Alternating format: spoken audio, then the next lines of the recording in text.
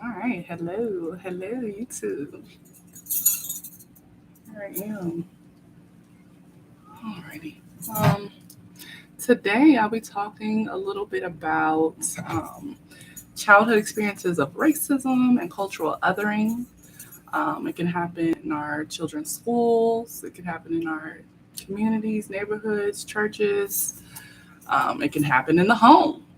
Cultural othering and racism, even within group. And so I want to talk about that today a little bit. Um, as I'm gearing up for the Women's Wellness Brunch and Shop, which is August 19th from 12 to 3 at Busboys and Poets in Washington, D.C. at the Brookland location.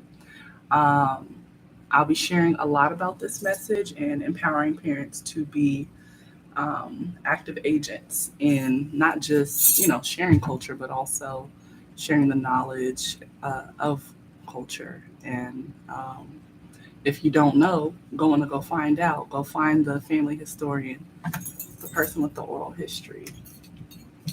I'm talking too much and I haven't even started up my Instagram. So just wanted to say hi to y'all first. I'm about to hop on this joint. Okay. So let me go on Dr. Ori first.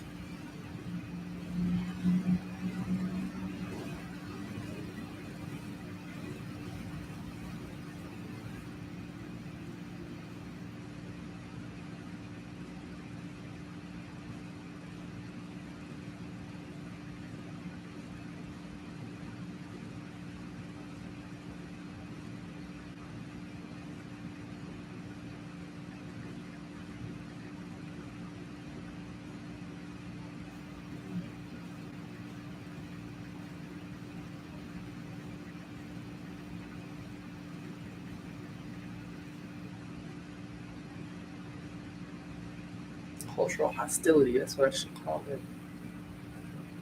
Cultural hostility, that's the best way to put it. Cultural othering sounds too nice. Cultural hostility, we're gonna go with that. Alright, sorry, trying to get this live up, y'all. Title. I'm gonna get started in probably like 5 minutes.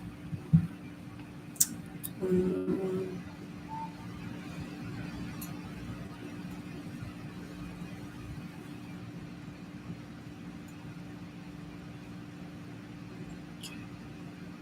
the title is there. I wish I knew how to use Instagram properly.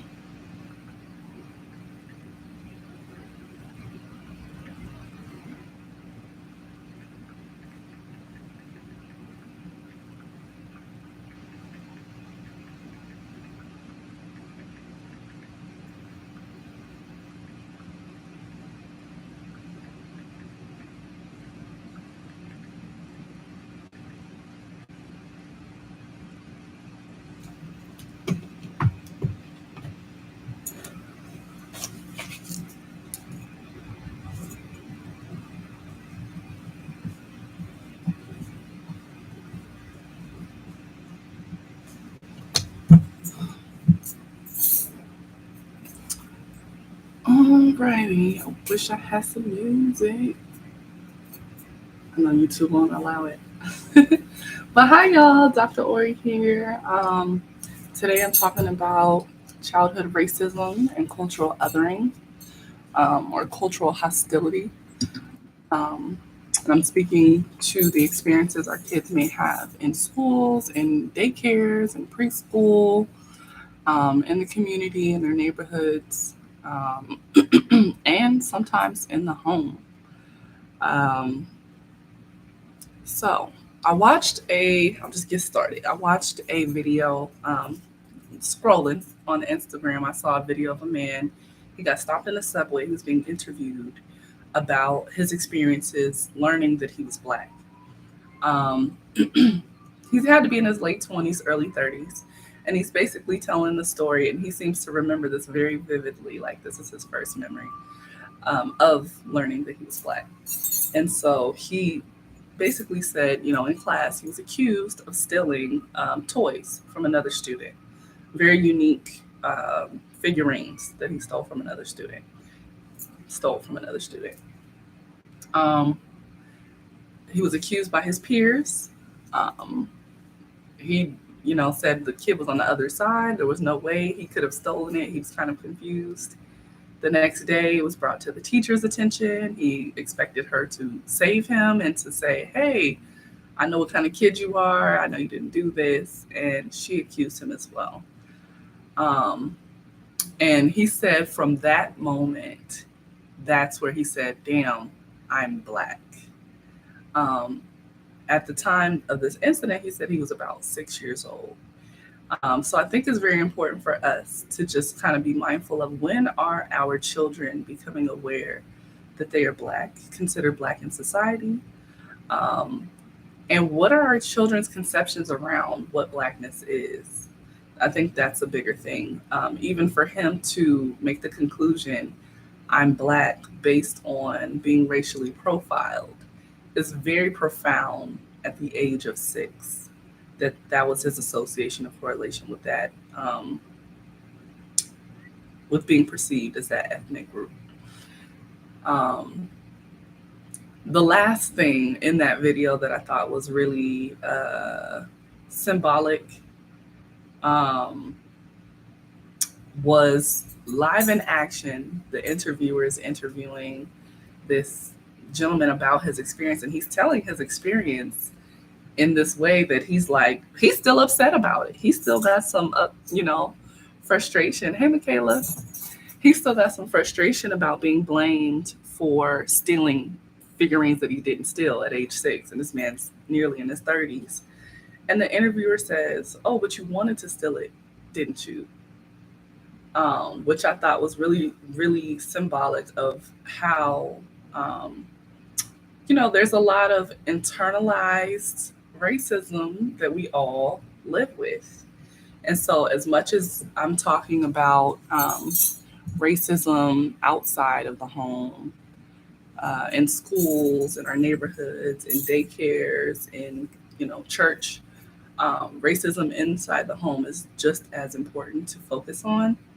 Um, because the same gentleman that was I'm kind of talking about, the if y'all haven't seen the reel, it's definitely on my page.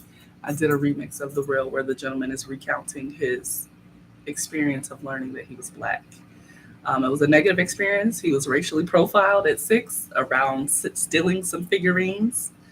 And after he was accused by his peers and then the teacher, he said he understood at that point he was black. So he had a very profound understanding, at least societally, what it means to be black. Um, and I was also just talking about how the interviewer made a joke, I guess, that, "Oh, but you wanted to steal it, right?" And I think that just speaks to a lot of times where we have this internalized racism, even though we could be proud to be black outwardly, consciously. When we talk to people, the way we live our life, the culture that we live in, the style that we follow, right? But there still might be pieces and parts where we've internalized the lie. We've internalized that it's true that black people are thieves or black people are more likely to commit a crime or whatever we're saying is associated with being black. Um, Even kind of going further on that topic, like a lot of things that people perceive to be black, right? When amongst black folks, we're having this conversation of who's the most black. A lot of times that conversation is very limited to the type of music you listen to how you speak, to how you dress, maybe who's in your life. And these are very shallow um, ways of measuring of what it is to be black. Being black is not something that can be seen, right? It's something cultural, it's something spiritual. Um, it even shows up in how we express ourselves emotionally, it's something much bigger than kind of the things that media have told us what black is. So I actually want to get some people in the room to actually have a conversation with me about maybe your own experiences of learning that you were black and what that meant to you. Was it positive? Was it negative? Oh, damn, I was supposed to go live with my damn self. What happened? Oh, okay. Maybe I can't do that. Um, yeah, was it positive? Was it negative? What age were you at the time? I've actually tried to think about this question for myself. Um,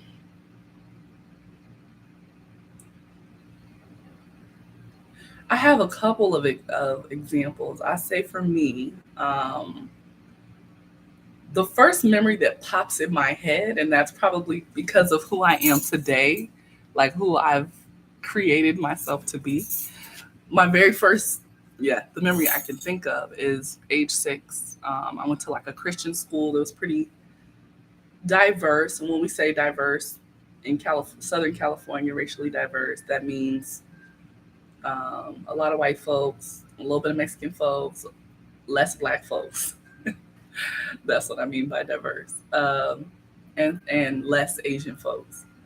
So I went to that school, and I remember, we're learning about Jesus, um, and but there had to be something that came before this because we're learning about Jesus, and me and another little boy get into this back and forth argument about Jesus's race. The little boy is like, Jesus is white, and I'm like, nope, Jesus is black.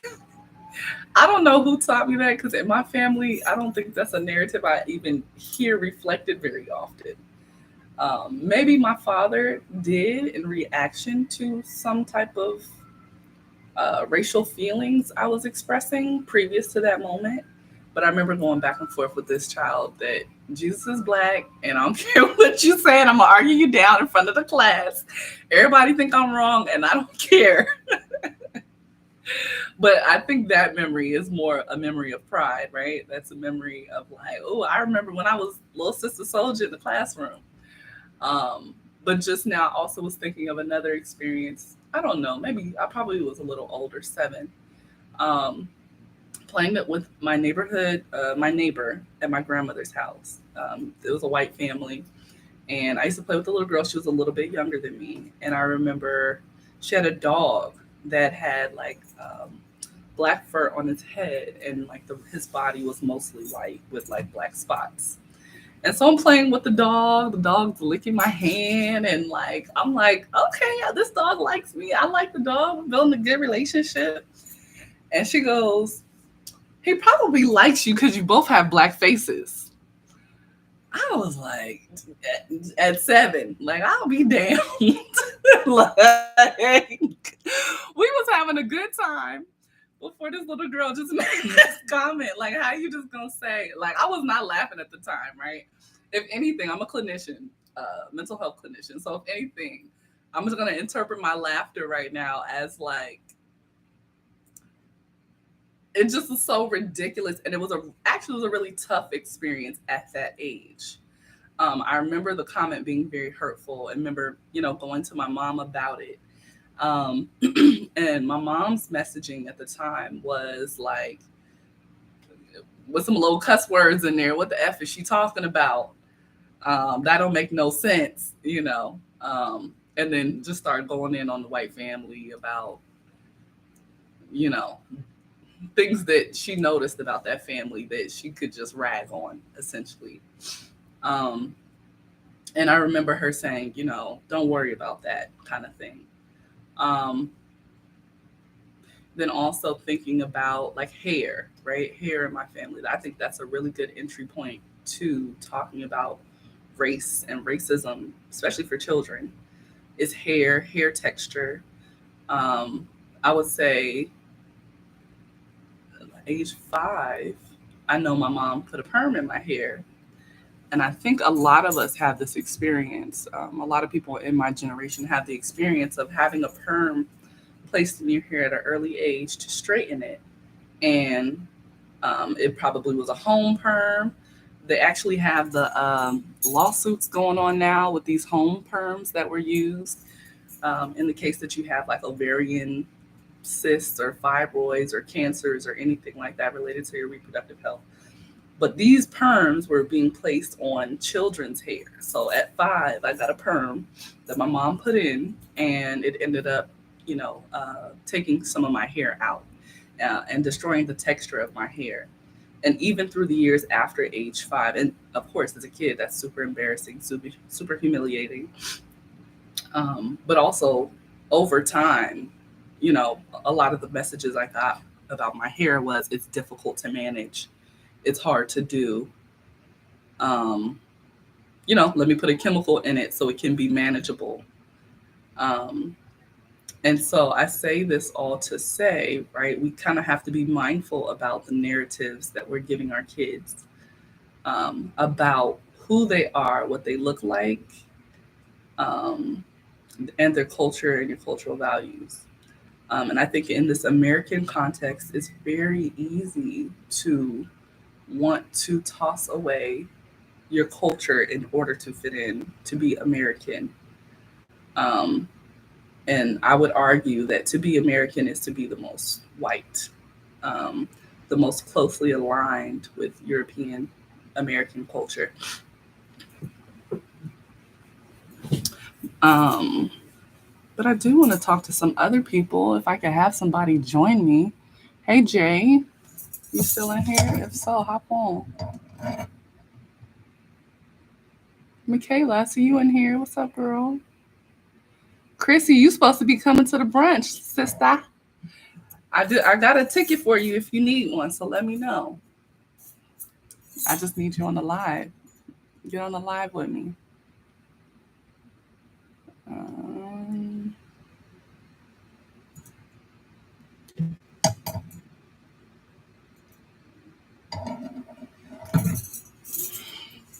what else? What else?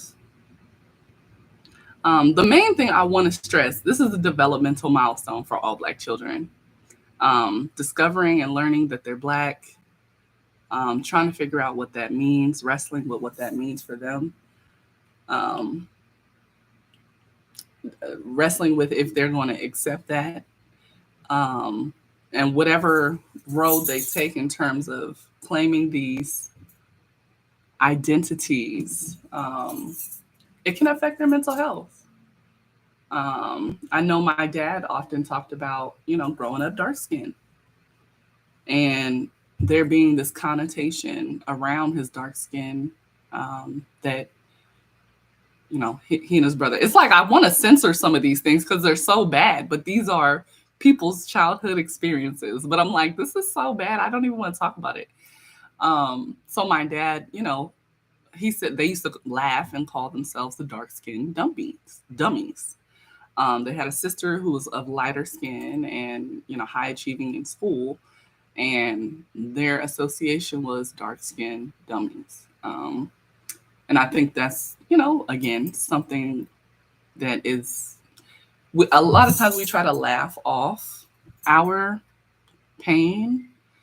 When we get older, we're like, oh, it's not that bad, or it was bad, but you know what? Like, that was so ridiculous. I got to just laugh. But these experiences really do shape our mental, wellness, health, our ability to accept ourselves, our ability to be confident in a space, our ability to show up as who we are. When I get in this space, am I going to be tying all the way, or am I going to be not professional, but corporate time? When I get in this room, am I going to be, tying from California with the Valley Girl accent so I can make people feel comfortable? Or am I going to talk how I talk at home, which is very, you know, African American vernacular, Ebonics, right? Am I going to be quiet time, or am I going to be outgoing, extroverted time? And I think that's interesting too, because a lot of people, damn, knock on my door like that. A lot of people say, "Oh, I'm introverted. Oh, I'm extroverted." But even those concepts, yeah, you might be introverted in certain settings. You might be extroverted in other settings when you feel more comfortable. So I do think some racial dynamics can. I hate people knocking on my door, y'all.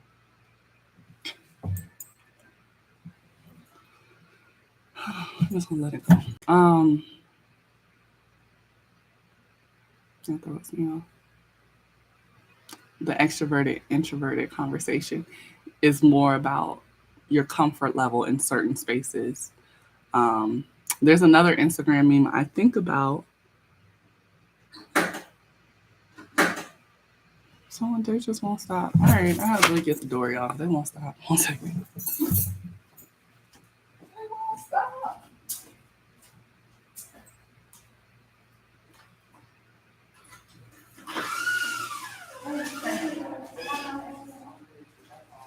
But thank you.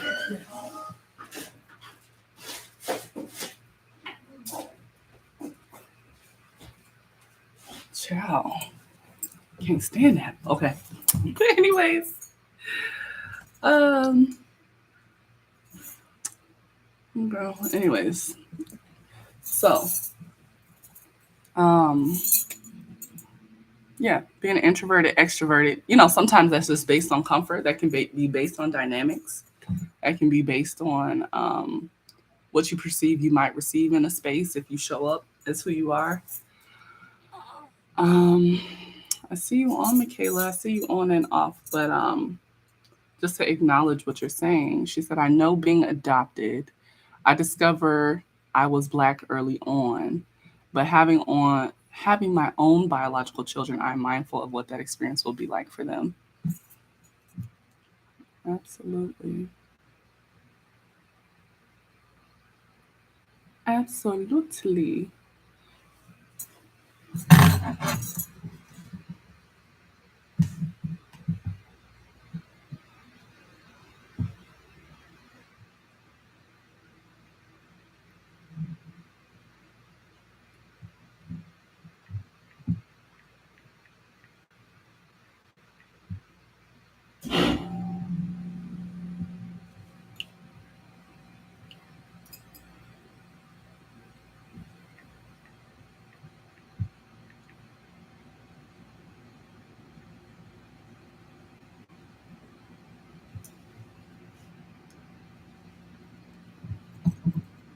Hey, but somebody hop on so we can get this conversation going. All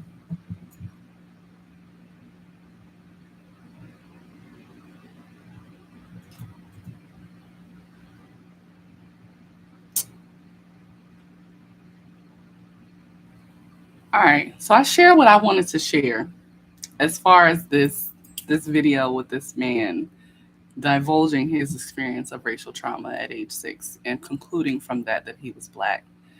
Um, I'm going to hop off. I'm gonna see if I can get some people on the live with me, and I'm gonna get back on. So I'll see y'all in a little bit.